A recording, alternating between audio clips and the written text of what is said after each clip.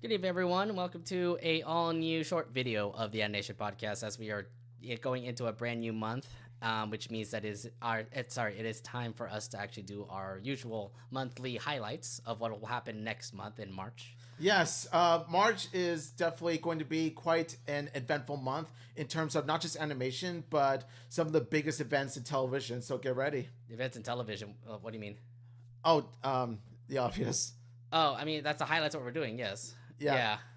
Which we're not going to talk about. We're going to let you see for yourselves what we're talking about. Yeah. I mean, I'm sure some of you guys are probably going to be commenting on what you guys are going to be liking in March when it comes to movies, TV, and a bunch of other special events. So we're going to be breaking down everything that's going to be happening in March. So welcome into this episode, or not this episode, but welcome to this brand new short video. And without further ado, let's go ahead and get this started. We'll be back in just a bit, but we'll be ready. Mm-hmm. We'll be coming up.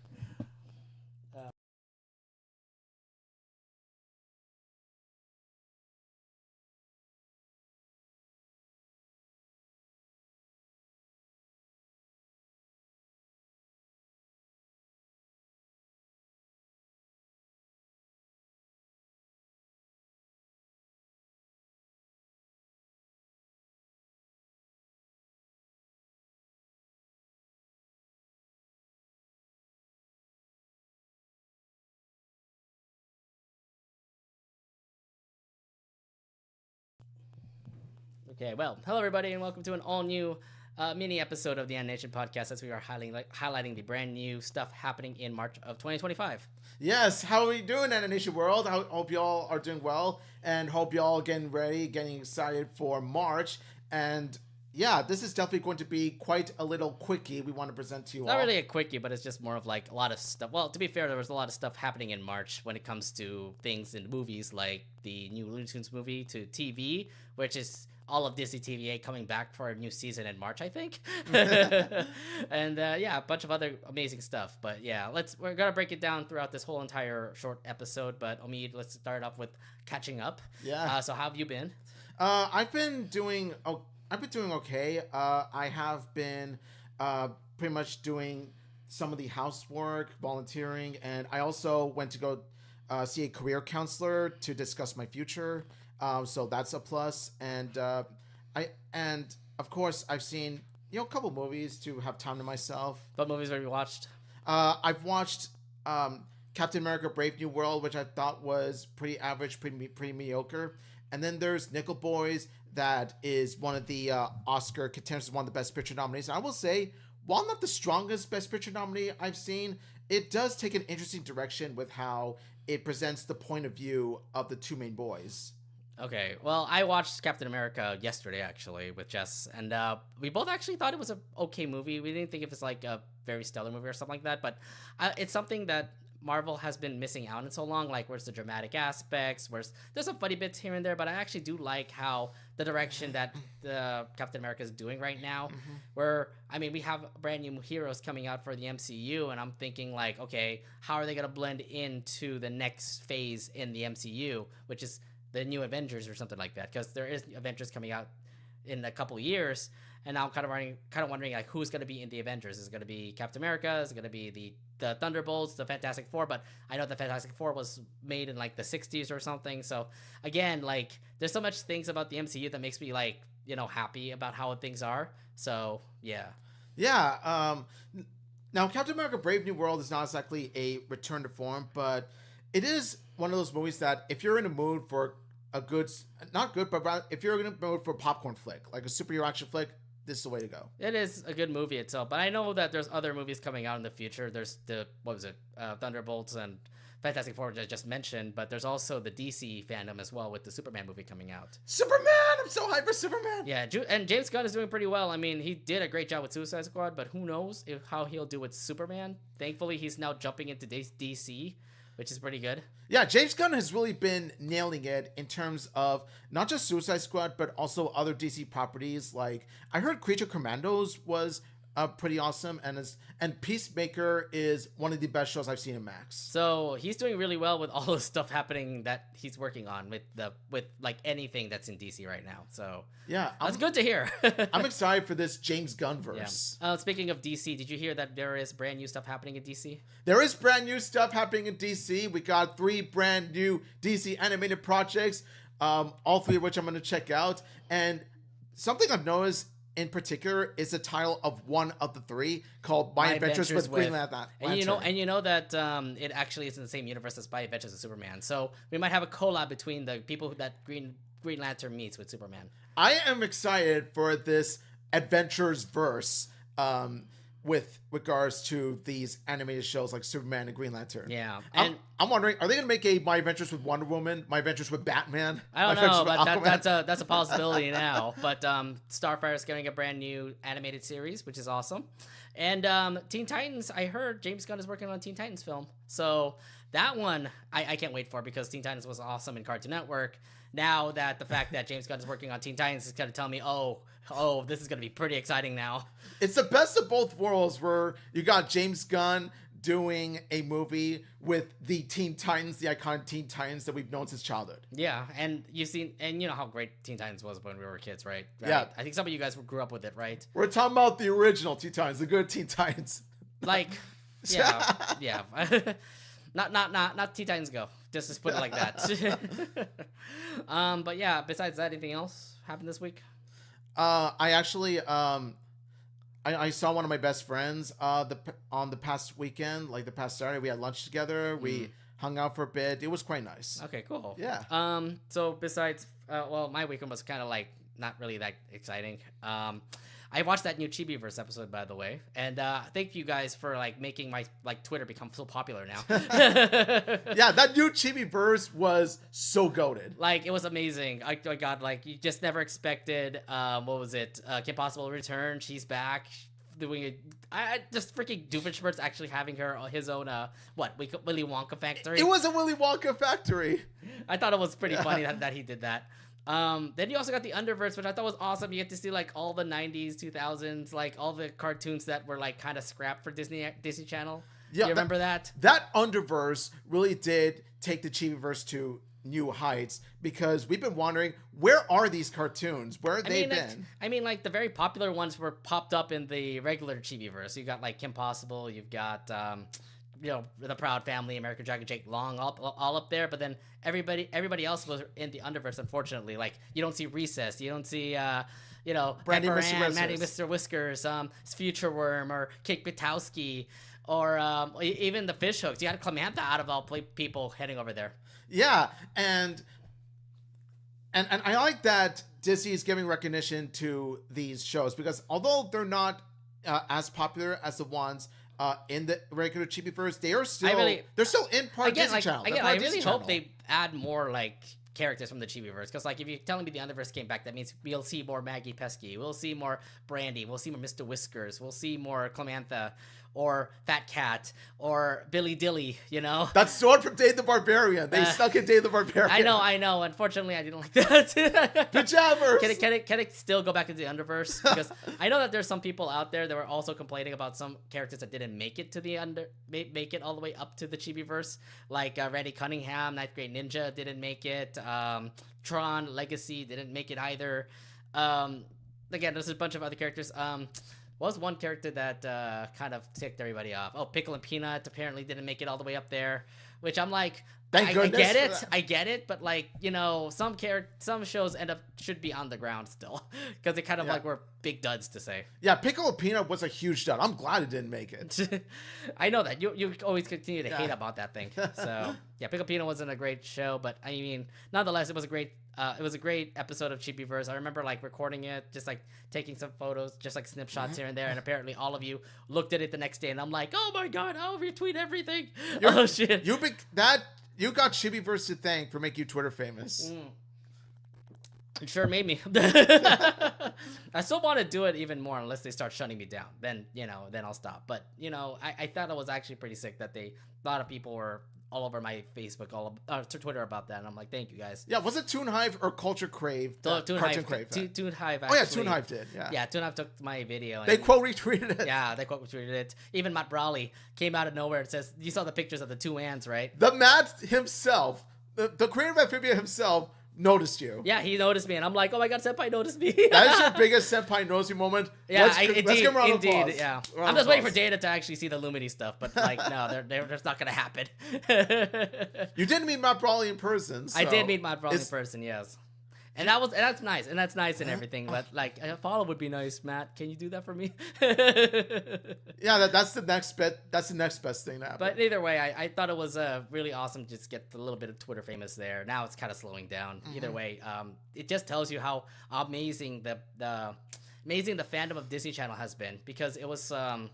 It's a lot of people loved in the 90s Disney Channel, from like the Saturday morning cartoons all the way to what Disney Channel had in the 2000s with Kim Possible and Proud Family. And then, again, I wanted to make an episode where we just talk about the slow descent of Disney Channel, where like there was nothing happening until Gravity Falls came up, Yeah. So where's that episode, Omid? We're planning these episodes. Where's that episode been? That is an episode idea planned for the future. We'll try talk about more in the Underverse. Let's talk about that. But yeah, Chibiverse was an amazing episode. You watched it also, so yeah. Chibiverse continues to be on a high roll. I'm just hoping we get more Chibiverse episodes. Make it like once a week or once a month or something, because it has been happening. Where like season 3 of Chibiverse has like been impressive so far. Yeah, and the Underverse has definitely expanded the Chibiverse itself. Like we're getting it feels like an expansion pack of Chibiverse. Mm-hmm. Yeah. But yeah, besides that, nothing really much happened. I was mostly at home with my parents, mostly working. Like I actually finished my taxes, so that's actually pretty good. Oh, nice. And then I watched Brave New World yesterday, and I said it was okay. If anything, it was something that MCU needed, and I really hope that the MCU finally has an identity of what the next movies are going to be, because it kind of happened. Like there's going to be a brand new Avengers coming up. So I don't know how it'll go, but hopefully it turns out to be good, like what happened to the previous Avengers. I'm not going to say it's exactly what Marvel needed, but I will say it goes back to what I was saying about being a popcorn flick, nothing more, nothing less. What they do need is that Fantastic Four movie, because I've seen that Fantastic Four movie. So you really want to see that? Oh, yeah, that Fantastic Four movie. What stood out to me is how you got to thank Fantastic Four for Marvel in general, because they're Marvel's first family, first and foremost. And second off, that trailer looks so unique. When you look at the trailer, it looks very distinct from your typical MCU movie. It's very futuristic, like 60s, like, It's very futuristic. And also, what was it? You already saw the villain that's going to be there, right? Yeah. It's not like freaking Silver Storm or anything. It's actually Galactic. And I'm like, oh, we're going big on the villain now. Okay. So yes, out of the 3 MCU movies this year, Fantastic Four is one I'm hyped for the most. So that's coming out in summer too. Yeah. Yeah. See, MCU is coming back. Hopefully, everybody will like to get back into the MCU. No, there's been some. There still has been some gems here and there ever since post Endgame. Look at Spider-Man: No Way Home. Look at Guardians of the Galaxy Volume 3. But that's 1 out of 5. 1 out of 3. That's the problem. Yeah, again. There used to be hit after hit after hit, but nowadays it's been hit or miss. Yeah, but either way, let's just see. Hopefully, MCU ends up doing really well. I can't just say like they're gonna have a stellar run of MCU movies like what happened before. But it is what it is. Yeah. Okay. Anything else before we start the little short episode we have? Nothing much I want to say is that March, bring it. Bring on March. Okay, so let's actually talk about what's going to be happening in March. And this movie was supposed to come out in February, but unfortunately, it will be coming out the next month. And that is the Day the Earth Blew Up, a Looney Tunes movie. Look, we did talk about it in the February highlights, but let's just break it down only a little bit, just because, again, we just detailed everything back in our last monthly episode. Why did you like the delay that it was actually in March now instead of February?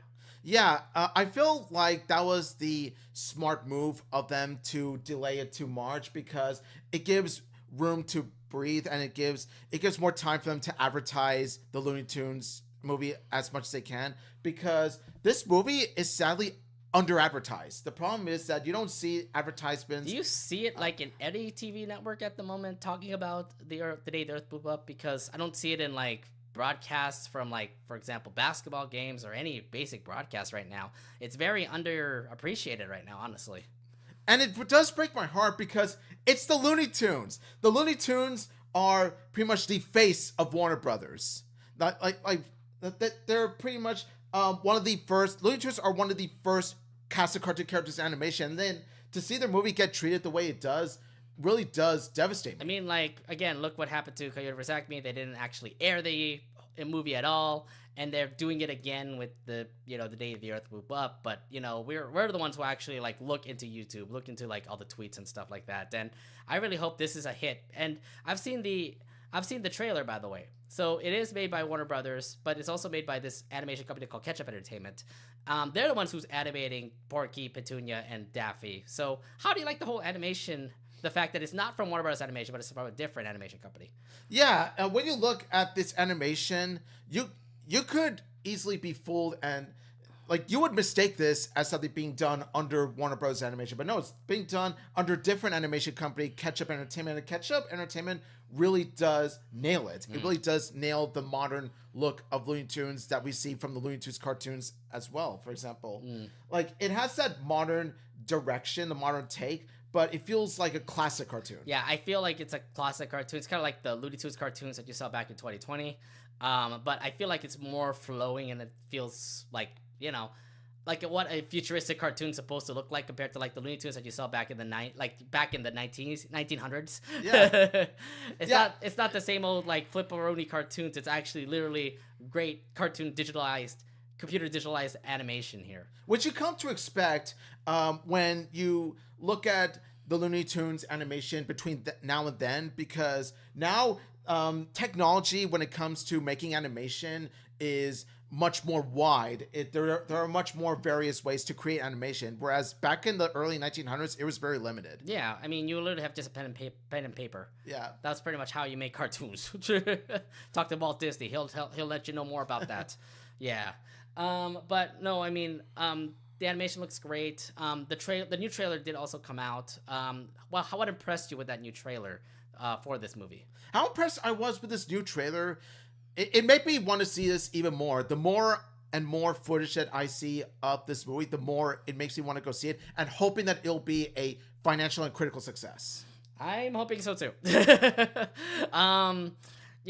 whole thing about like the new trailer is that we do get more details of like who is going to be in the movie. So it's just, I'm seeing it again. It's just mostly Porky, Daffy, and Petunia, which is great. But then what about the other Looney Tunes that are going to be there? Maybe a Foghorn Leghorn or a Tweety Bird or a Sylvester the Cat or a Bugs Bunny. Marvin Martian would be perfect for but then that's not the villain. It's some other Martian though.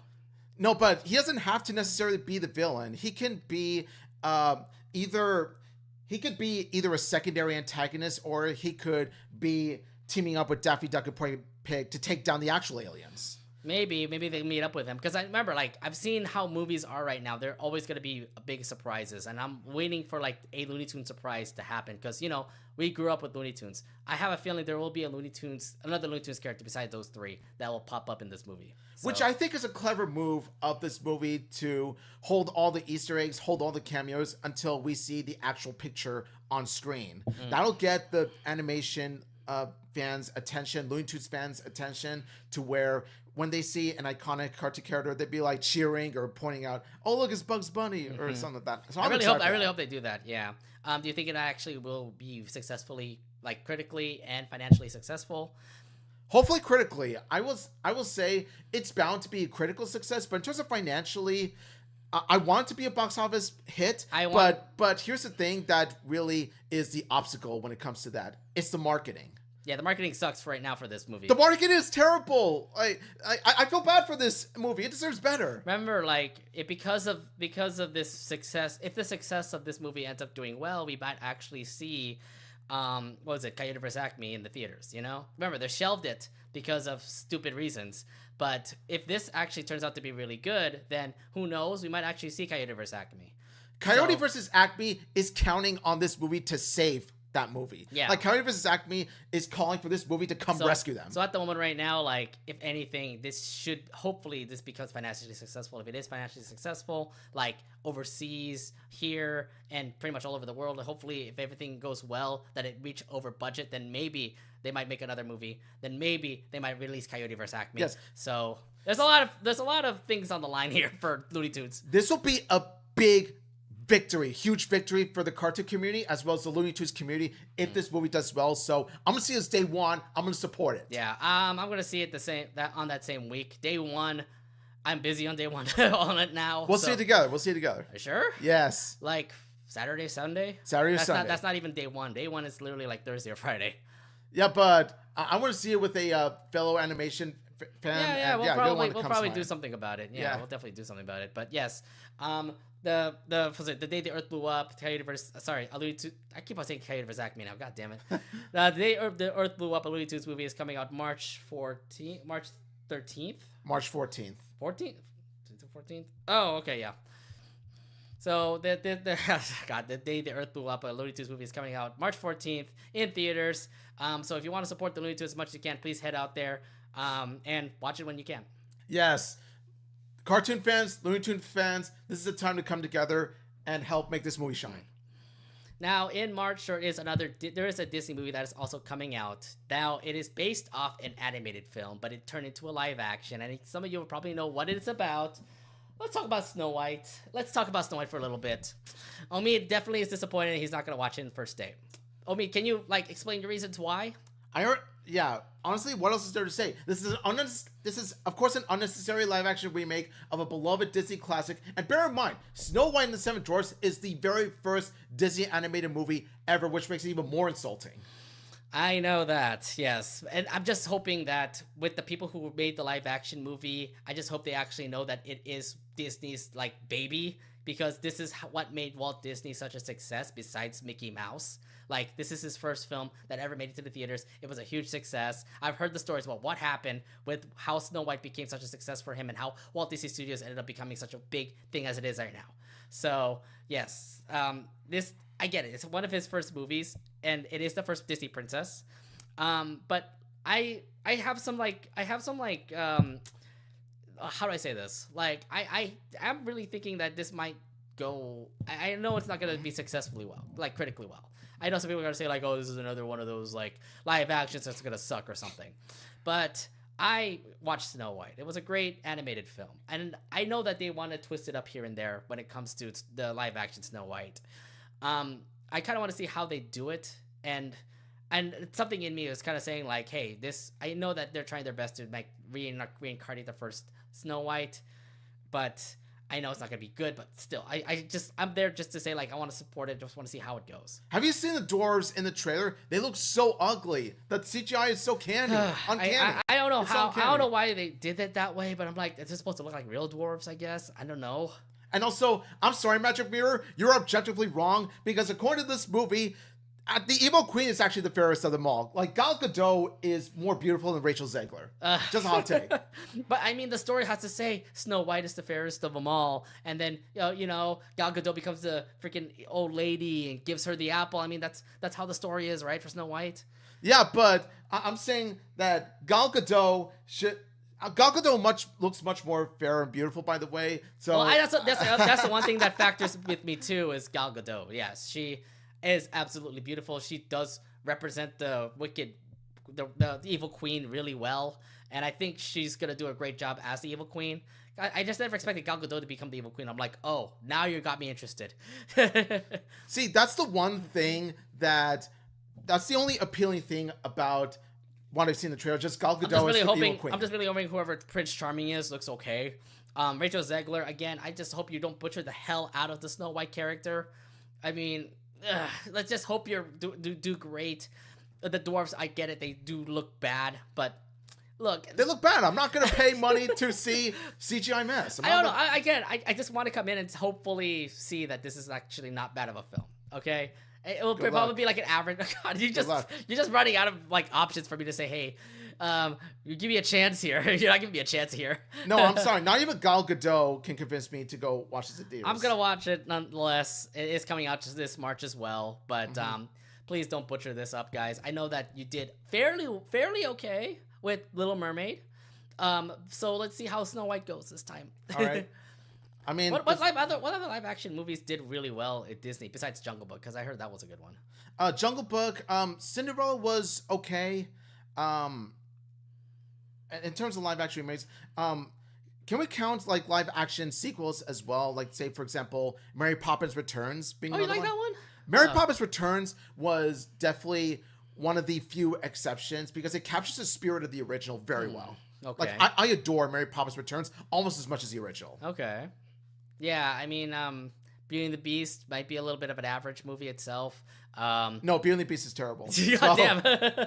But Josh Gad, don't you like him, being in the movie? See, Josh Gad as LeFou was the only legit or good character. Gaston, being in there too. No, I'm sorry. Josh Gad as LeFou was the only legit good character in that movie because they took a different direction with his character as opposed to him being I know just a that goofy I know sidekick. it's not supposed to be the same old animated film as it's based off of and everything. Like, I'd argue that LeFou is legit the only upgrade from live action as opposed to the original because there's actually much more depth to LeFou in the live action remake as opposed to him just being the goofy sidekick. I thought out of all remakes, like I know Lion King sucks, but it turned out to actually give out records. Aladdin was also a live action remake, had a live action remake as well. I think the one thing that stood out to me was Jasmine's solo, which I thought was also pretty cool. You never expect that out of all people. Yeah, and also Will Smith. I'm not going to say. I'm not going to say that he's anywhere near as good as Robin Williams, but at least he gave a performance that was his own identity. Like he wasn't copying or trying to rehash Robin Williams. Like he was his own distinct. Yeah, he's genie. supposed to be his own genie, indeed. So I don't know why people are hating about that. I get it. People didn't like it, but whatever.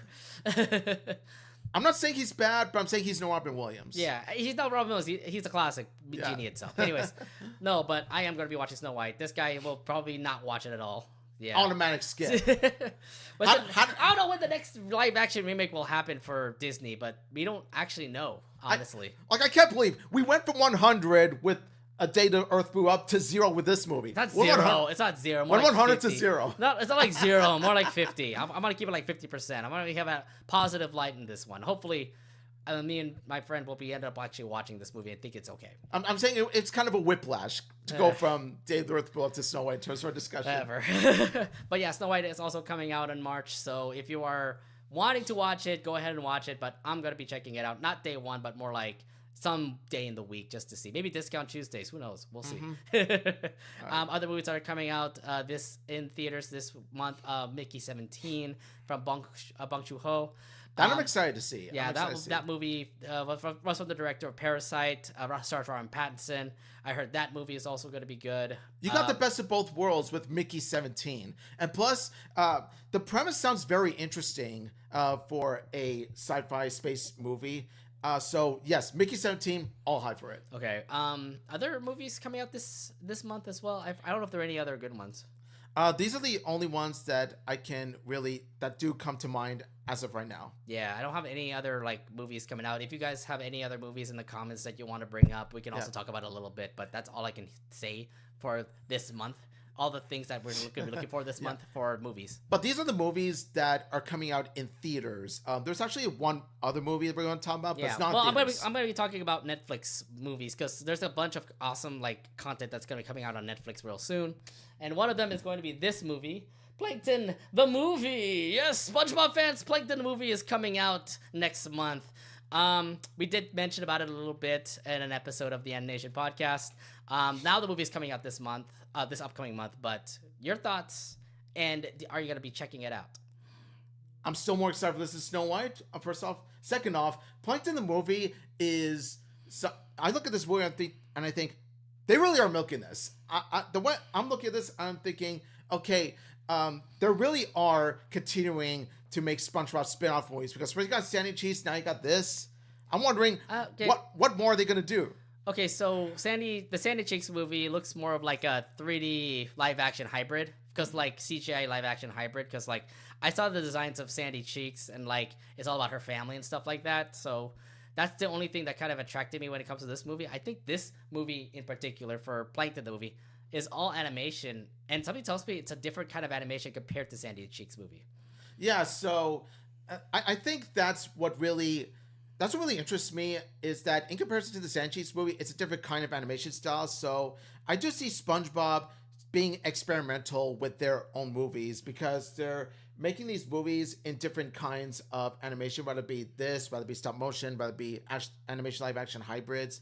But that's really about one of the few interesting aspects about the SpongeBob movies as a whole. Yeah, I just don't understand why they continue making movies into Netflix. I mean, we've had movies from Nickelodeon come into Netflix with the Sandy Cheeks movie, with the Loud House movie, and all of them have been iffy. Because like I've seen how the Sandy Cheeks movie went. Like when it first came out, it got like top 10 in Netflix, and then ever since then it started just like fade into non-existence, to say. Plankton movie is probably going to go the same run, where it'll come out the first week, get into the top 10, have a lot of people watching it, then after that it's just going to fade into obscurity. Yeah, it's going to be the top 10 for a brief amount of time because you got diehard SpongeBob fans as well as kids wanting to check out these movies for the sake of SpongeBob hype. Look, as a SpongeBob fan from back in the day, I don't see myself actually checking this out because it's like, oh, this took you 25 plus years in order for you to make a Plankton movie. Like we've had 25 years of SpongeBob and we only had 3 theatrical releases. Yeah, when you make a movie about the series villain being the protagonist, this just communicates that they just want to make like, SpongeBob movies about. I don't understand SpongeBob's like role right now because like I don't know what their creators are doing, because it's like we have a Sandy Cheeks movie, we have a spinoff of a character having her own movie, then we have Plankton, who's the villain of the SpongeBob, now having his own movie. This makes no sense. This communicates to me that they'll make SpongeBob movies out of any character. Any character could be a protagonist of their own movie that takes place in the SpongeBob universe. Mr. Krabs, Mrs. Mr. Krabs movie, Mrs. Puff movie, a Squidward movie, a Fred My Legs movie. No, there'll be the what was it, the what's his name, Bubble Bass movie. Bubble Bass is getting popular in SpongeBob. I'm seeing him pop up a whole lot more now. Yeah, I don't get it. Like I don't get SpongeBob now. Like nowadays, the newest SpongeBob has been trying to hit our nostalgia vibes with getting old characters back into SpongeBob, which is cool and all. But now they're making movies. Like, I don't get the direction of SpongeBob, which tells me, like, are we just seeing a whole mess of what happened after the 25th anniversary? If they make a Pearl movie, I'm just going to say, okay, I'm done with SpongeBob entirely. They probably will. Here's the thing. Like, they have another movie coming out, the 4th, like, theatrical release movie coming out. And they don't know how that's going to go. Because I know it's supposed to be about Patchy the Pirate. Because you had Mark Hamill as Patchy the Pirate. So, cool, but, like, we'll have to wait another year for that, and a bunch of other things here and there. It's more like Mark Hamill as the Flying Dutchman, not Patchy the Pirate. Sorry. See, I'm even getting the names wrong now. Sorry, Flying Dutchman. But, yeah, the Mark Hamill as the Flying Dutchman, that name in the movie poster is the only thing that's going to sell the movie for me. Well, I mean, they did the same thing with Keanu Reeves in the 3rd movie. Yeah, they did, and look how that turned out. Yeah, that was a big disaster. I have a feeling it's going to be a disaster, too. But again, you never would imagine Mark Hamill, who is a very, very prolific Star Wars actor, a very well-known Batman the Animated Series voice actor, voices the Joker for many years. Now you got Mark Hamill in the SpongeBob project. Yeah. Again, I don't know what's going on with Mark Hamill, but I guess he loves to do voicing everything. Yeah. So the whole story of the Plankton movie, we already discussed it in a previous episode, but it was all about Karen becoming the villain and Plankton trying to be the hero here. Do you like that premise of the story? It's so random. But then again, what do you expect for SpongeBob? It's a random show that has random silly premises. It's what we come to expect. But when you look at the movie as a whole, when you look at the premise, when you see Karen of all characters as a villain, because Karen is much less menacing than Plankton, even though she does serve as Plankton's sidekick. She stands out as the voice of reason of the two. So I'm wondering. I know that Plankton can be a bit of a headache sometimes when it comes to their marriage, but is it really enough for Karen to go all evil, take over the world? It's more like, oh, I'm tired of what my husband has been like, doing all these years. It's been over 25 years. Now let me take over, and I'm gonna rule over the Bikini Bottom or something. Karen, 2 words: marriage counseling. Oh my gosh! All right, there are better options. I don't know, but yeah, Karen is the villain in this one, and Plankton is the hero, and I'm like, okay, I don't know. Why? Like what? What movie do you know? What Nickelodeon movie do you know where the series antagonist plays a role as the protagonist of the movie? Like, what Nickelodeon villain has their own movie as a protagonist? Yeah, I don't know. No, I'm trying to think of something, but I can't anymore. One thing for sure, Sonic 3, because Shadow also is the star. One thing for sure, we're definitely not going to see a Professor Calamitous movie or a Denzel Crocker movie happening. Nah, Fairly Odd Parents is not in that budget yet. Yeah, and because that's an old school show. That's an idea they never thought of, and for good reason, because it sounds silly. It sounds stupid to have a movie's villain be the protagonist of a movie. Yeah, again, I don't know what's going on with SpongeBob at the moment, but this movie exists and is coming out on March 7th, which is actually next week.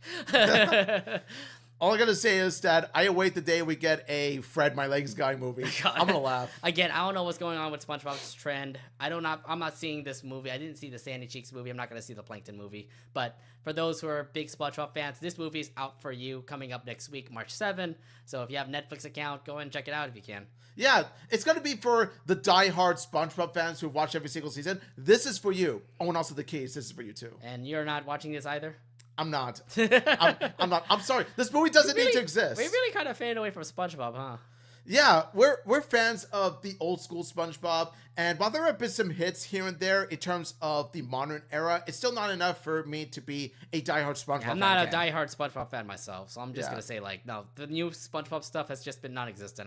I'm watching Loud House, I'm watching other TV shows like Moon Girl, Devil Dinosaur, Disney Channel, that kind of thing. Yeah, Loud House is my go-to in terms of Nickelodeon. Now, I'm not saying I hate SpongeBob, all right? I'm not saying I hate SpongeBob. I just hate Nickelodeon. I'm just saying that I hate Nickelodeon milking it. You just hate the current one. I just hate Nickelodeon milking it. That's all I'm saying. Yeah. I'm like thinking about other series that are milked too, like Simpsons, for example, Family Guy. Like, yeah, is it as bad? Is it as bad as how SpongeBob is being dealt with right now? It's sort of. I've heard Simpsons has gotten better in terms of quality, though. I've heard Simpsons is getting better.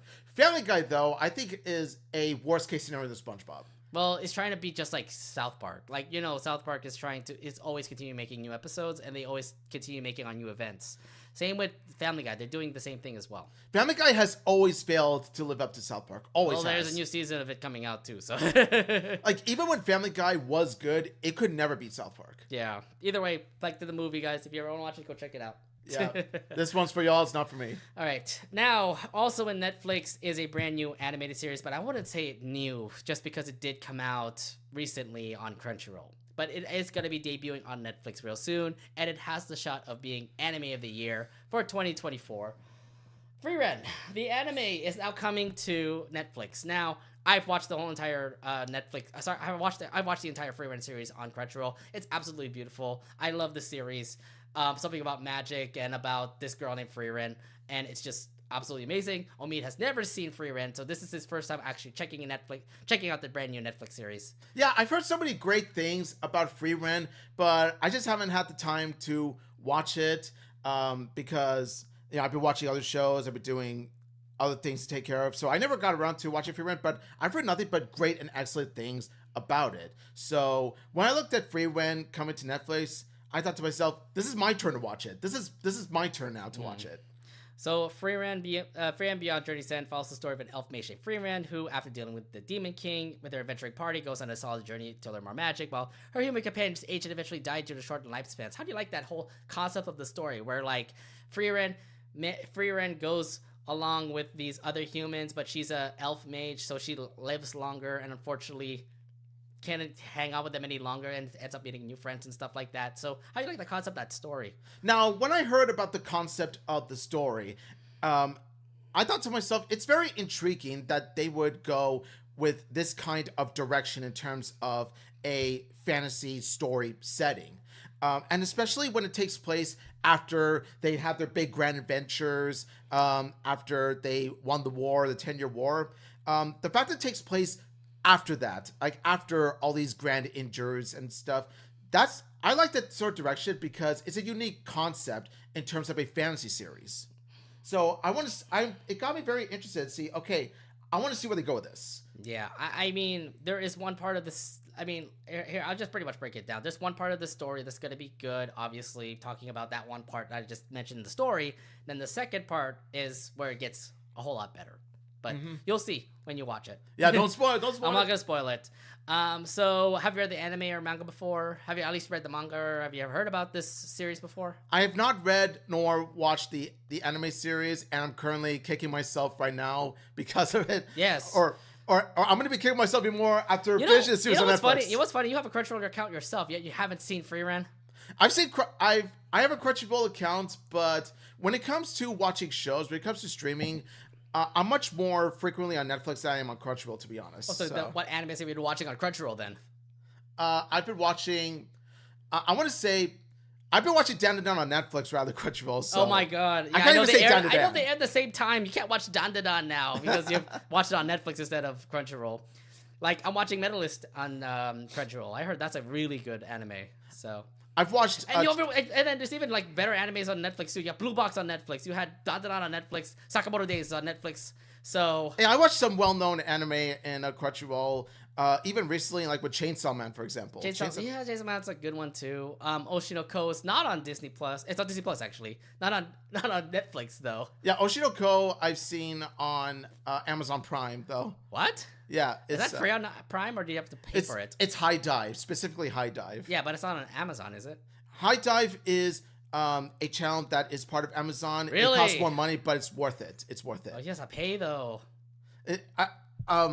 But since I wanted to watch more anime, one that's not on Crunchyroll or Netflix, shows I'm willing to check out.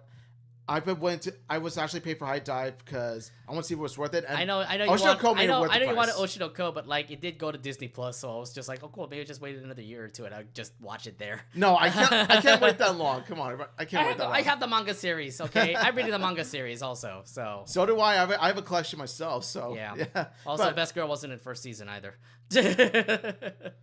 Hey, red hair girl's best girl in that show. No, not Minako. No, you don't like her? I like her too. She's also up there.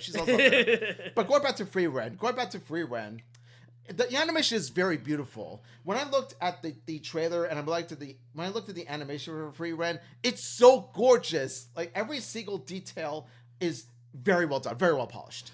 I really love the animation as well. Again, you'll see more of it as you watch the anime series. But yes, it's absolutely great. The story is great. My candidate for anime of the year, honestly, compared to Dandadan, because to be honest, it is going to be those two for anime of the year as the Crunchyroll Awards come out. So, because it's coming on Netflix and because I plan to watch it, I can't even say Dandadan AOTY as of yet anymore. No, you can't because Free Ren will now be a nominee. Because what if I watch Free Ren and it ends up even better than Dandadan? Well, here's the other funny story about this. Like, if they didn't change the rules, then it would have been Free Ren hands down, right? Yeah. It could be. It could have been. Yeah, because like that would have been for 2026 anime of the year. Yeah. Well, to be fair, like it was gonna come out. The new season was gonna come out in summer anyway, so something tells me that was gonna win anyways next year. But now it's a big competition between Free Ren and Dandadan. Oh yeah, it's a clash of the Titans. No, not those Titans. We're talking about nothing wrong with Attack on Titan. That's a good. That's a really good anime. No, but AOT, I've heard nothing but great things about it, but I'm still stuck in mid-season 2. Yeah, watch the rest. Watch the rest of the freaking show. Oh my god, it's so good.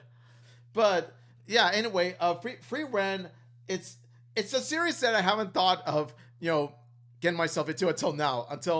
And I'm glad that this is coming out on Netflix because people have much more access to Netflix in comparison to Crunchyroll. Yeah, well, to be fair, it's also it's in the same price range for Crunchyroll and Netflix now. So, and in terms of streaming services, between the two, Netflix is the much more popular one compared to Crunchyroll. Yeah, I mean, it really is on people's opinion and stuff like that. I have both, so I can watch it whenever. So, but I know that I could actually firsthand on Crunchyroll compared to like Netflix, because you're literally watching Free Rent 2 years later when it first came out. So I know that I will not be the only newcomer to this series. There'll be Netflix anime watchers that will definitely get a good taste of this too. Or rewatchers, you know? Or rewatchers, anime yeah. People who rewatch the anime. Yeah. I'm a type of person that watches anime shows about like, twice or 3 times maximum. Whereas like with most anime shows, I'm the kind of guy that watches like, once, experience it one time. Yeah. Yeah. But either way, Free Rent is coming out on Netflix. Omi can finally be able to see the greatness that is Free Rent. I guess I finally get to see what people are talking about when it comes to Free Rent. Yes, it is going to be great. Enjoy it when it comes out on March 1st. Actually comes out the very first Saturday. Day of March. Yeah, it actually comes out Saturday. Can you believe it? The very first day of March, I finally get to join in on the, not bandwagon, but more like hype. I get to join on the hype. You get to join on the hype for Free Rent. But yes, if you're a big anime fan yourself, you haven't watched Free Rent yet, please do. It is topping my anime lists and everything. So please check out Free Rent. It's on Netflix. Coming up this Saturday as we're recording. Yeah. Nothing much to say except hype for Free Rent. All right. Now, without further ado, we do have other TV shows. We do have TV shows to also break down as well.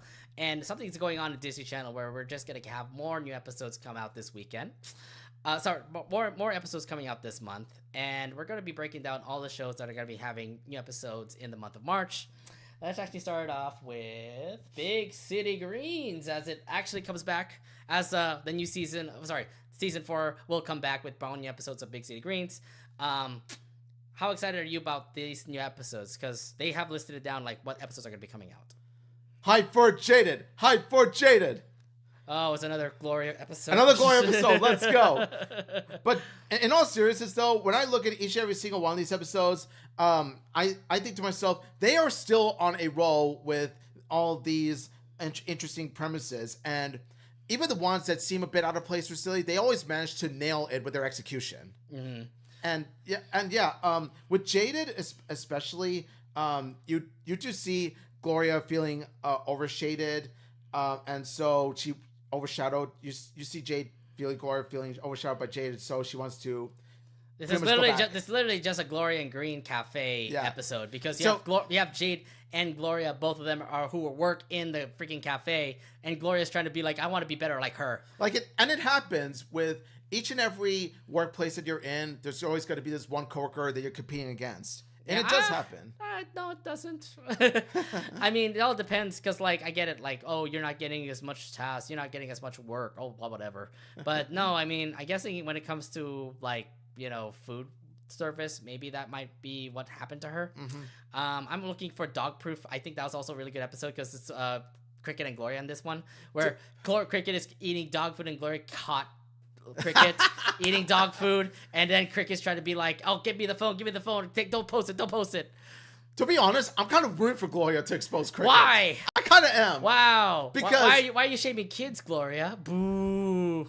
Let's be honest. It's been a long time coming, because Cricket has done, some rather relatively not so okay things to Gloria. He even scammed her, for God's sake. He scammed Gloria in that one episode. So in terms of Dog Proof, this is Gloria. I want Gloria to not really just expose him immediately, but more like blackmailing him. Oh my God. Maybe that might could happen, where like Cricket's gonna be like serving Gloria whatever.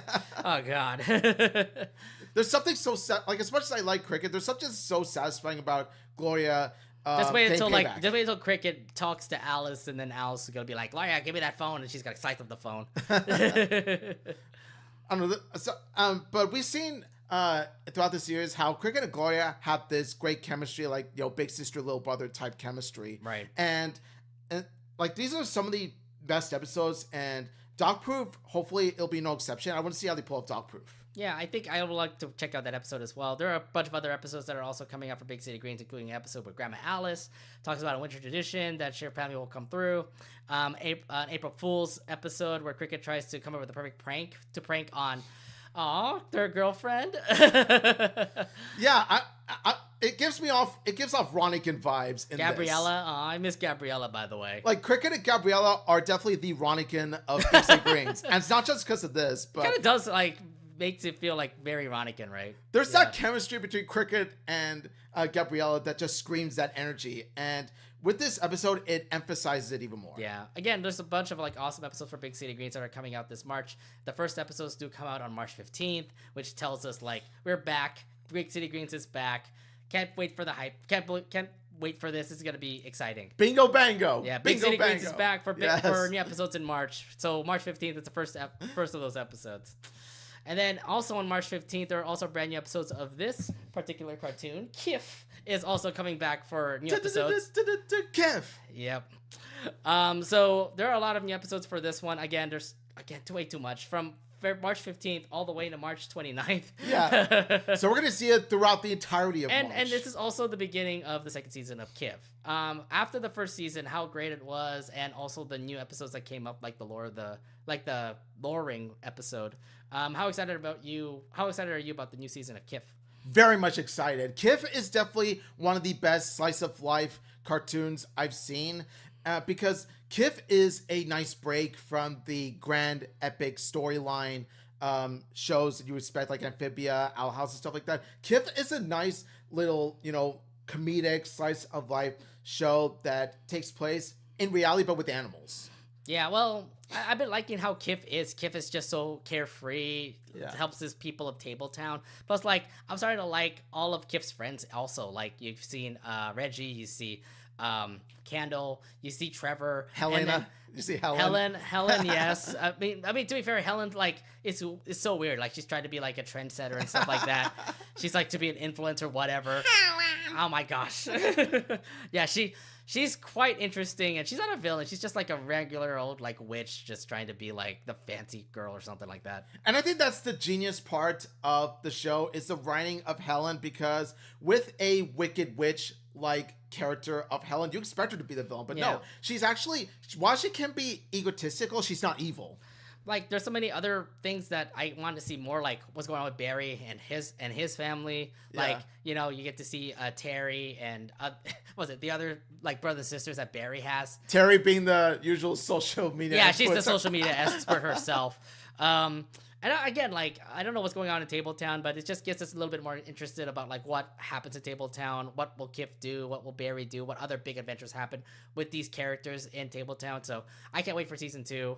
And it has just been, like, a amazing slice of life, like, show that is just so relaxing. Very much so. It's so chill. It's so well written. There's some legit humor to it, like legit comedic humor. That's why I enjoy the show. The other thing too is that everybody, like, I don't know what, but Kimiko Glenn does an amazing job being Kif. Like, she's so herself. Kimiko Glenn is a top-notch VA, and Kif is definitely no exception in her excellent work. Right. Again, this is just going to be exciting. I can't wait to see how season 2 goes. So March 15th, it also is a brand new episode of Kif. So yes, it's coming back, guys. It's coming back. Kif is back. Kif. You're reading the theme song here, huh? Yes. All right. Last but not least, also, well, actually, coming up on this Sunday, there's actually gonna be brand new episodes of this show that is also coming out. Finally, we get to see the second part of this season of this brand new of this show. Primos, oh yeah, Primos, oh yeah, Primos. Thank God. Oh my God, I've been waiting so long for the second part of this. Oh my gosh.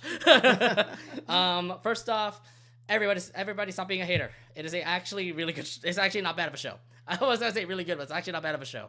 I'm gonna say that I'm not saying that you should watch the show, become a fan of it. I'm saying you should give it a chance, like about 1 or 2 episodes. There have been some pretty good episodes. I mean, there's that episode, the Valentine's Day episode, which had that little neighbor girl that was like an annoyance, but she ends up actually having like this crush on one of the Primos, and I thought that was actually pretty cute. The song was a banger that it ended up having like so many popular views on YouTube. Yeah. And there's so many there's so many episodes where it's just only like one Primo. So like you get to see the T sisters doing their thing. You get to see was it the oldest sister? Oh, sorry, the Luna Loud character, Lita. yeah, Lita. She's the one who actually does her own episode. Actually had a crush on a person. Also, Big Nacho also had a crush. Big Nacho had a crush on a girl. I'm just saying, like, there's just been some many good like storylines for these primos, and I'm like, okay, I'm liking how this is going so far for the show. Yeah, as for me, Primos, like, while not one of the best Disney Channel shows I've seen, heck, it's not even the best, Disney Channel slice of life show. It's nothing compared. Like, I much prefer Big City Greens and Kif over this, but Primos is I understand that, but it's also, it's something that I thought was actually not bad. Like, I get it, like, if it won't get a second season or anything like that, but I've been enjoying it so far, and it's been nice. Like, these upcoming episodes have been actually looking pretty good. I mean, we get to see an episode where we get to see Tater's best friend, which is to be more like Tater, which is also pretty cool. Tater discovers that it's more to culture than meets the eye, which is also a pretty nice episode. What was it? Again, there's just like so many good episodes. It does stink at the moment right now that all the Primos second half episodes are going to be coming out of Disney Plus, while everything else does come out Disney Channel later. How do you like the strategy of that? When you put a show on Disney Plus before Disney Channel, I don't think it's quite the best move. Especially when it's about like 1 to 2 weeks before it airs on Disney Channel. I think the best move would have been to have it air on Disney Channel first and then a day later. Like what they're doing with Kif right now, yes. Exactly. It's something that tells me that Disney Channel doesn't quite value Primos as much as the other shows. I've seen this before. Remember Moon Girl Devil Dinosaur? Yeah. See, that one all came out on Disney Plus, and now they're currently airing the final episodes of Disney airing the final episodes on Disney Channel that was already out on Disney Plus. It's not a good sign because when you take that direction with Primos, something tells me that they're bound to have it meet the same fate as Moon Girl Devil Dinosaur. Yeah, I have a feeling it's going to be that way, and I kind of don't like it because like. It makes me think, oh, this is probably done, and I really hope it doesn't because I have a chance that it might get a second season. Like a certain show that is currently airing right now is already confirmed a second season. Like that's cool, but I mean, why not give a chance to Primos? There's a chance that they might have it. In terms of Primos, it's sort of hanging in the balance at this moment. So I know, but I'm just saying, like, why not be skeptical about it because of all the positivity that it's actually happening on Disney Plus and on Disney Channel. Something tells me it could happen that it might have a second season. Maybe they've already mistaken their ways, and maybe that things will get better in the second season. But we don't know. It's supposed to be like a slice of life series. It's not supposed to be like anything serious. So, yeah, but unfortunately for Primos, all the controversies that it's been getting before it even went like final production, because pre-production people have been saying, oh, it's a mess, look at this, look at that, it's not right, but then you could tell that they really did polish it if you look at the final project. Yeah, if only people understand that. So that's precisely why Primos hasn't been getting as much viewership as it should because of the controversy. Well, it is getting its viewership. Like, it's actually getting positive viewership, which is fine with me, and I'm just saying, like, will Disney executives actually say, maybe we can skip what happened pre-production and maybe continue on with the show second season and everything. I mean, it does have positive viewership, but I'm saying if not for the controversy, I feel like it could have gone more viewership. No, what do you think? Okay, somebody even our comments is even saying that it's the most watched show on both cable and streaming. Really? Well, that's what the person said here. Matthew Random Stuff. I hope you're right. Really, I gotta take a look at this. I'm telling you, Primos is not bad. You guys have to freaking see that. I actually I'm not saying you're wrong, Matthew, but yeah, I'm saying that I'm actually surprised to hear it. Yeah, I mean, I don't know if it's actually the most viewed, but like it is high up there. It is high up there. I'm seeing how things are when it comes to Primos. It looks like it actually does have some positivity when it comes to it. Maybe people kind of like ignored the fact about the whole pre-production stuff. Yeah, and it could maybe have a second season. Again, I'm not saying it will not have a chance. There's a chance, but if it doesn't have a chance, it's fine. Like, I understand why. Or maybe they've ignored all the pre-production controversies or didn't know about them, or B, much like us, they have decided to give the show a chance and end up liking in the end. Yeah. Again, we don't know about it, but I just hope that they understand what's going on and Primos does get a second season. But that's my take. But again, if they don't have it, it's fine. Primos was a pretty interesting little concept of what happened with Disney Channel, but if anything, Primos was an enjoyable show for me. And let's see how these last episodes of the first season are gonna be, because I think they're gonna be looking great. I mean, I already have my favorite Primo already, like the T sisters. I have my favorite character. It's Nelly. Let's go. Okay, Nelly's cool. Nelly's cool too. Her episode where she tries to become Tater is my favorite to this day. Yeah, it's still my favorite. But anyways, Primos, all the second half episodes of the first season will come out on Disney Plus on May 5th, but everything else will come on Disney Channel starting March 9th. Yeah, so. It's an iffy strategy that Disney is taking with this show, but let's just hope that it still works in the end. Oh, no, sorry. The first episode does come out this Sunday. Sorry. Yeah. But everything other Disney Plus, the rest of the Disney Channel, the rest of the episodes of the second half of Primos is coming out. Mm-hmm. So, yeah. All right, so that's pretty much all of the Disney Channel stuff. What other things are also coming out via Disney Channel? Oh, I forgot. The Art of Amphibia book is also coming out this month. Yes, the Art of Amphibia. Let's go. Now the reason, originally we wanted to talk about what movies and shows are coming out, but in terms of merchandise, yeah, if you want to bring merchandise into it, Art of Amphibia is coming. Well, I mean, look, it's an animated show that was having its own merch come out. I mean, look, it's like, it's based off animation. We're doing all things animation, and obviously we're big Amphibia fans, so. We have to shout it out. We have to shout it out that we have to bring out the Amphibia thing. Yes, Amphibia art book. Let's go. We already pre-ordered it. What other things Disney Channel that we can bring up? Oh, New Hamster Girl episodes are also coming up this month. Continuation of Moon Girl Devil Dinosaur episodes are also happening this month. So there's a lot of amazing stuff happening in Disney Channel, and who knows? Maybe in March we'll have a new episode of Chibiverse. I'm really hoping, because they just go out of nowhere saying that they'll have a new episode. I mean. Hopefully, and bring back the Underverse characters. Bring back Maggie Pesky. Yeah. I miss her. Thank God she actually appeared in the freaking Chibiverse episode. Bring back Brandy and Mr. Whiskers. Have Date the Barbarian make a cameo in it. Yeah, I don't want him to be all scared again. Oh, God, he's a wimp. Or have the whole Recess crew in it, not just Vince. Thank you. Yes, I would love to have the whole Recess crew there too. Yeah, we saw Vince, but where was TJ? Where was Spinelli? Thank you. Gretchen? Oh my God, yes. Where's Mikey? Where's Gus? Exactly. Come on. Yeah, exactly. Hopefully we get more characters. Hopefully there will be a lot more shout outs in the Chibiverse. Considering that the Underverse characters are now back. So let's go. Maggie, please come back. Yeah. After Underverse, Chibiverse has got a whole lot better. It did. Thankfully it did. All right, last but not least, let's actually head over to the kind of our main subject today, but we're going to be breaking this out a little bit, considering that Sunday is going to be a big award show for a lot of movies, and that is the Oscars. Yes. So, yeah, the Oscars are coming out this Sunday, hosted by Conan O'Brien. Do you like the host, by the way? Conan O'Brien, I feel, is such a wonderful talent. He's definitely quite a comedian. I haven't seen much of his late night talk show host back when he did have his own late night talk show host, but he's quite a funny guy. Yeah, you know what? He hasn't done his late night shows in quite a while. I mean, Conan was great on TBS. Now he's just doing his own stuff, like a podcast, a YouTube series, all that stuff here and there. And look, he's just a very popular comedian. I'm glad that he's hosting. I can't wait to see what he'll do when he hosts, because who knows what kind of crazy things happen. Yeah. Do you think it's a little different than Jimmy Kimmel? Because I know Jimmy Kimmel hosted the last couple of Oscars. I think that Conan O'Brien has hit a sort of different approach to his comedic style as opposed to Jimmy Kimmel. But Conan O'Brien is definitely a comedic marvel. He's definitely such a great talent. So I have faith that he will pull off he'll pull off as an Oscar host, essentially. Yeah, Conan O'Brien will nail it. No. My question was, did you like Jimmy Kimmel as a host? I like Jimmy Kimmel as well. I definitely liked. I thought he did a fine job.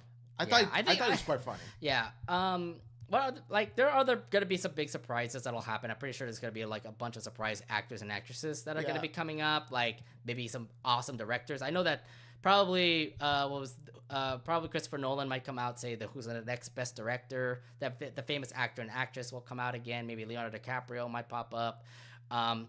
Again, there's just a bunch of surprises that can happen in the Oscars. Oh yeah, there'll be past directors, past Oscar winners that will present this year's winners. Okay, Hui Kwan, please come back. You're doing a pretty good job right now. That's one thing we're gonna expect to see. And then of course we're gonna expect to see the memoriam, where they give tribute to those that passed away. Which notable ones are you looking forward to see? I'm thinking James Earl Jones. Oh yeah, that's a good one. They got to do something big for James Earl Jones. Yeah, we did a big dedication for that in one episode of our podcast. And also Maggie Smith, who was Professor Gonagall. Oh man, Harry you're Potter. right. Yeah. I forgot like who else did pass away too. Shoot, Matthew Perry maybe. Matthew Perry. I think Matthew from Perry's definitely one Friends, of but them. like I don't know if he was in movies. I know he was in TV, but I don't know if he will get referenced. But again, we'll see when it comes to the Oscars. Now, for the rest of the show, we're going to actually go through all the candidates and stuff. So.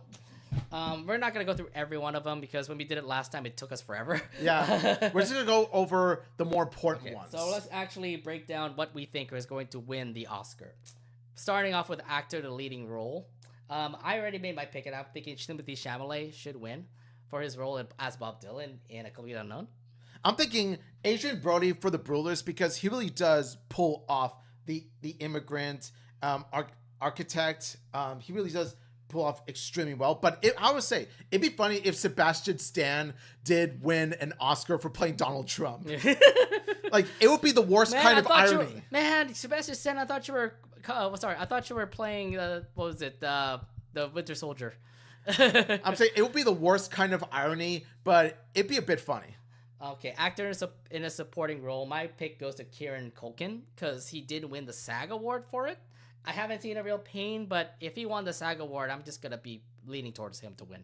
Yeah, I haven't seen A Real Pain either, but I do like Kieran Culkin as an actor. He was in Scott Pilgrim vs. the World, and especially I loved his performance in Succession. So, I actually am rooting for him to win this. Okay, so you're going to fall. All right.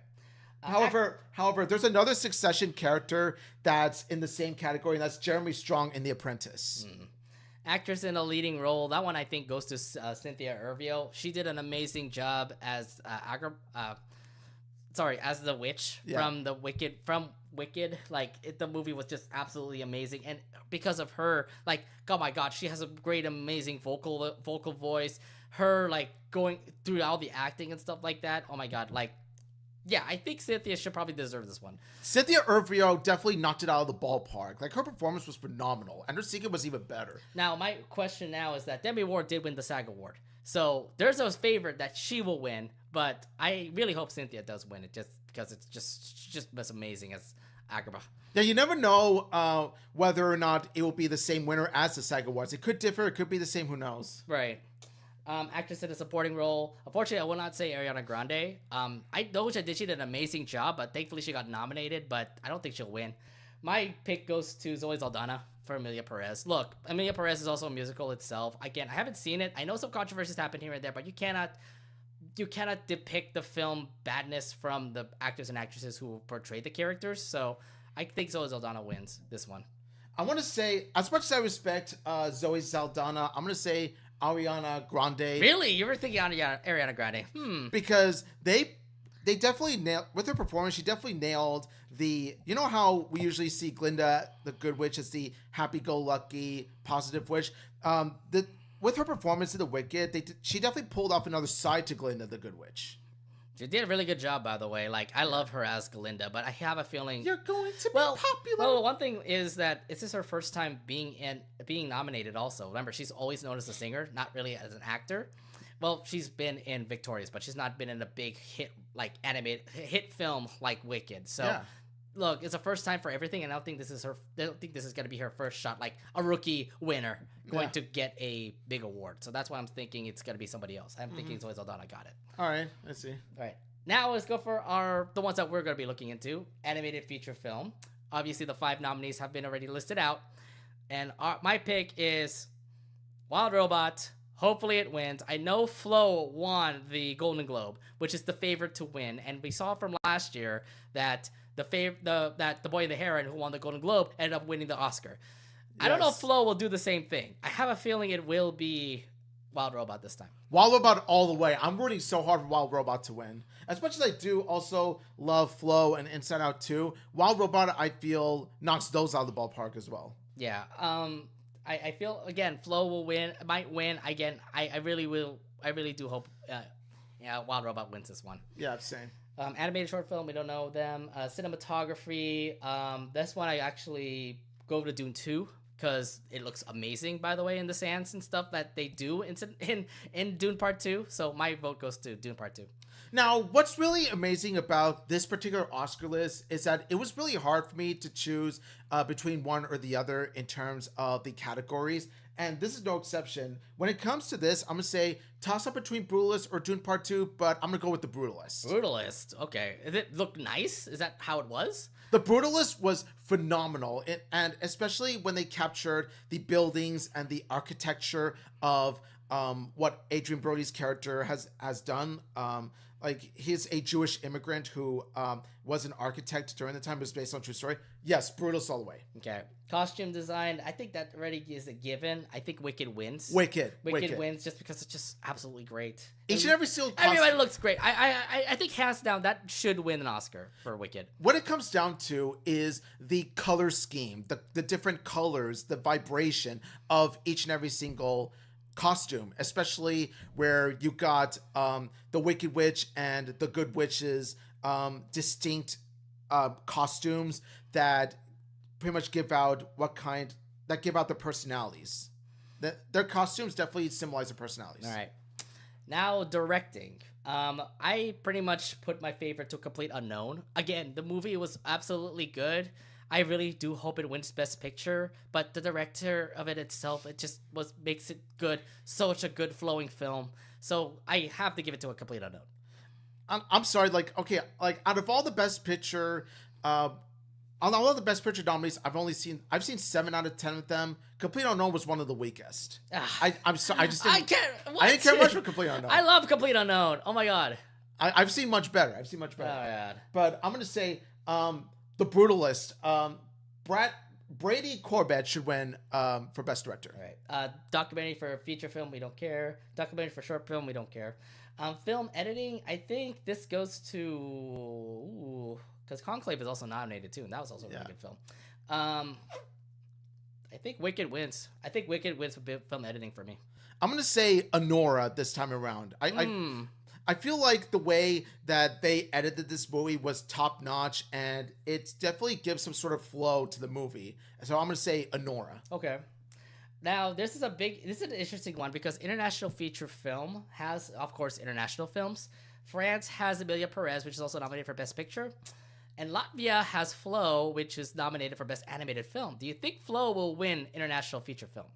It's going to be quite a long shot, given that the biggest competition is Emilia Perez. I mean, it has a much higher chance of winning in comparison to the other ones, aside from Emilia Perez. But this is a feat to celebrate because it's an animated movie that got nominated for Best Animated Film and Best International Feature Film. So we never seen any other animated movie, any other foreign animated movie that got this feat other than this. So we can celebrate that. I think I have a chance on this. I really do think Flo wins this one because remember all the controversy with Emilia Perez right now. Like nobody likes Emilia Perez right now. Like I think it's a 0% chance it'll win Best Picture, but my mom loved Emilia Perez. But you hear the controversy about it, right? It's why I still haven't watched it. It's why I still haven't watched Emilia Perez. I can't see myself. I can't see myself seeing Emilia Perez win. I think it's gonna be Flo because the rest of them I don't know, but I'll put money down for it if Flo wins. Shoot. Yeah. Flo can have international feature film, like Wild Robot Best Animated Film, Flo international feature film. You can have that. Makeup and hairstyling. I would say Wicked again because everyone looks so pretty in Wicked, so I'm gonna put my money on that. Yeah, the makeup and hairstyling definitely got to go to Wicked, especially with the two main female leads in particular. From the green makeup of the Wicked Witch of the West to the pretty makeup and hairstyle of Glinda the Good Witch. Yes, Wicked. Now, music, original score. This was a tough one because Wild Robot actually was nominated for this too. But there are so many other nominees that it's probably going to be outbeaten, unfortunately. My money goes on Wicked again. Wicked, of course. Not Conclave, not Brutalist. Interesting. Yeah, because when it comes to the music aspect of it, even as outside of the songs, the score itself is so beautiful and it captures what made Wicked such an amazing hit. Just remember, like Emilia Perez and Wicked are both Yeah. musical movies, and Wicked I think is a better musical movie. So original score definitely would go for Wicked in my case. In my case, I say Wicked. Yeah, Wicked. Music for original song again, we don't care about. There are 2 nominees for Amelia Perez, so I don't care about that. Obviously, the big thing that will come to mind is the best picture. We have a lot of nominees. 1, 2, 3, 4, 5, 6, 7, 8, 10 pictures. We got 10. 10 pictures for best pick. Sorry, 10 nominees for best picture, and now we have to decide which one is going to be the winner. Yeah, we got a double-digit amount of best picture nominees here. I am really flipped between three movies: Wicked, Conclave, and A Complete Unknown. But my money is on Conclave right now because of like how deep the movie went when it comes to the talk about the Catholic Church and everything. My mom told me that it's absolutely nice. I watched it on Peacock. It was riveting, I would say. And then like again like this was just a really awesome film. I must say, give it to Conclave. That's my favorite right now. I go for A Complete Unknown second. Because I liked the film. I thought it was very deep about who Bob Dylan is and everything. And Timothée Chalamet did an amazing job being Bob Dylan in that movie. So my second spot goes to A Complete Unknown, and then third was Wicked. As for me, now it goes back to what I was saying about how like out of the seven I've seen, I definitely will say out of all of them, Brutalist is my number one pick. Brutalist is my number one pick because it is definitely the strongest amongst all of them. It's definitely the most passionate, the most well made. Heck, there was even an intermission in between the second and third acts. I kid you not. That they had a full straight up intermission. That's how long the movie is. But it is thoroughly engaging from start to finish. It never feels long. And it's a movie that's very captivating about a Jewish immigrant, like making something of himself, being an architect. And so, yes, The Brutalist, number one. It is the best one that I've seen of all of them. Number two is definitely Wicked. While Brutalist is the best one that I've seen, Wicked is the one that I love the most. Wicked is still my favorite. I have a soft spot for Wicked because I'm a theater kid myself. And I was amazed about how really well done Wicked was. And I can see why it is one of the most popular Broadway hits. So you're 1, 2. You don't have a third. You don't have a third one. I have a third one, and the third one is actually Honora. Oh, really? Not Dune Part 2? Dune Part 2 would be my fourth. I feel like when it comes to Honora, it is definitely it's definitely a movie that takes a dark turn in terms of like it's like a Disney princess movie, but it's anything but that. It's pretty much a girl falling in love with this, Russian rich guy, but then things take a turn for the worst for the wife, who turns out that he's not all he's cracked up to be. So I like that, dark realistic term in terms of that kind of marriage. All right, so that's our best picture winners that we're gonna list out, and I'm really hoping one of those end up winning. To say, production design, I will go for Wicked, just because everything in the whole setting of Wicked is just beautiful. I'm gonna say, when it comes to production design, it's a toss-up between Brutalist and Dune Part 2. Because Dune Part 2... Really? You don't like Wicked? I mean, it looked nice. The freaking, like, city, the Emerald City looks great. The freaking school looked good. No, but, like Wicked is definitely looks pretty. Like, it's definitely the best looking. But I'm saying, like, with Brutalist and Dune Part 2, they definitely expanded upon the production design. Like, it's just like the ultimate size of the other two, especially Dune Part 2. It looks massive. We don't care about live action short films, so we'll skip that. Sound. That's where I actually might go for Wild Robot, by the way. By the way, this also got nominated. I'm just saying. So, Sound, do you think it actually might win Wild Robot? This would be a victory for animation if it did win Best Sound. Because the sound was beautiful, too. Like, the soundtrack of it, just, like, everything about, like, how the movie went with the sound and all. I think it should have a shot. And not to mention with all the noises that came from like the natural forest, all the animal creatures, and also especially when you hear Roz talking like a legitimate robot while still feeling like she's a character that can have feelings, but she's still a robot. Yes, Wild Robot should win for Best Although Sound. honestly, I mean, you also do have A Complete Unknown, Wicked, and Dune Part 2 all in this category as well. I will not be surprised if Wicked wins again. But I kind of said, like, dude, I've been saying too much on Wicked. There has to be another nominee out there. So I'm hoping The Wild Robot ends up winning at least one Oscar, and I'm hoping it's an animated film. But yeah. I hope he gets Best Animated Film too, but if not, at least give them this. Give them this at least. Okay. Visual effects, that will probably go to Wicked. Oh god, there's too many Wicked here. Visual effects, I'll say visual effects is a toss-up between Wicked and Dune Part 2.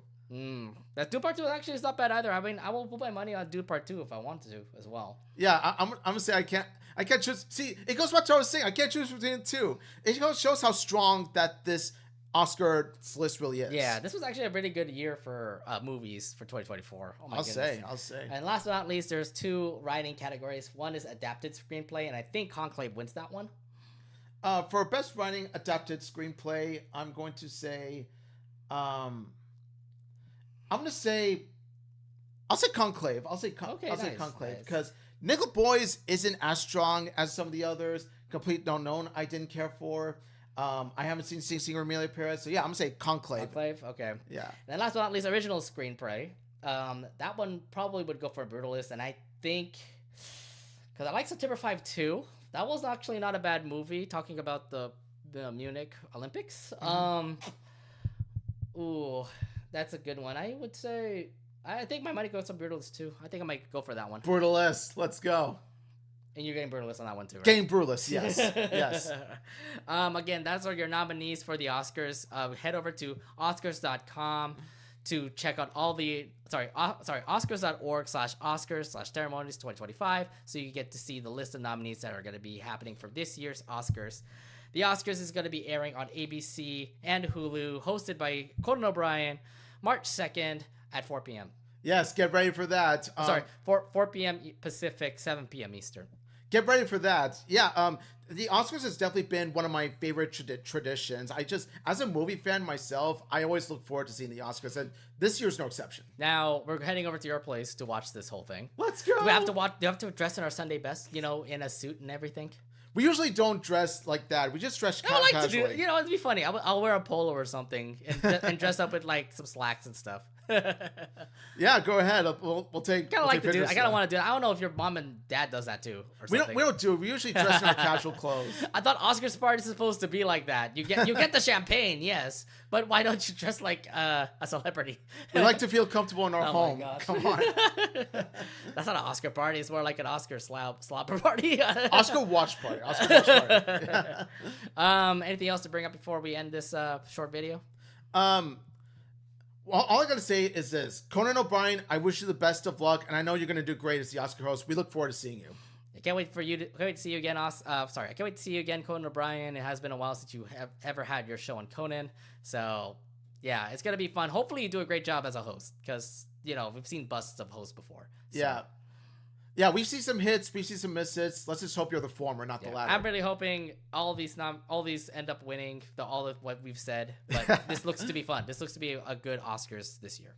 I agree. Yeah. And I hope you guys enjoy what's going to be happening in March. We listed out everything that has happened in March.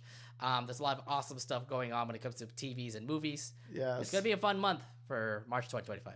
I agree, good sir. Yeah. All right. Well, that's pretty much it. Just a little heads up for those watching on our YouTube. Will not be a new episode next week. We're going to be skipping a week next Wednesday. We're not going to be meeting up. Where we are putting up new videos on YouTube. So if you want to see those new videos, make sure you like the video, subscribe to our YouTube channel, and also hit the bell button to be notified when we'll be coming on next. And also follow us on our social medias. It's all on our bottom screen right there, on our Twitter, Instagram @Anination Pod, and we also do have our Blue Sky now.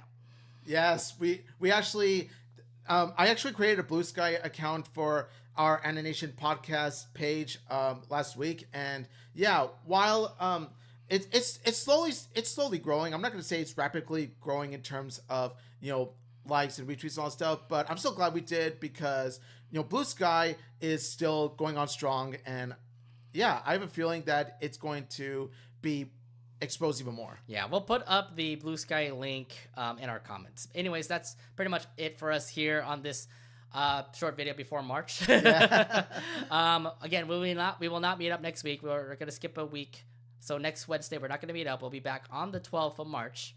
But until then, that's pretty much it for our Anination podcast short video. Hope you guys enjoy March. We'll see you guys on the next one. Yes, have a great March, y'all. Thank you so much for watching. Bye, everybody. Thank you so much. Bye, everybody. Have a nice day. March. Man, I just want to see Brutalist now. Where have you seen Brutalist? See you 2 weeks from now. Yeah, where have you seen the Brutalist movie? I actually saw the Brutalist movie in a AMC theater. Oh, in a theater? So it's not actually streaming?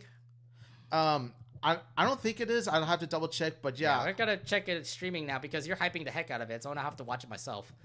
Hopefully there's they should be showing it theaters, but in limited screenings. I'll definitely show you where just it is. Just look at it streaming, see what it looks like and all. But yeah.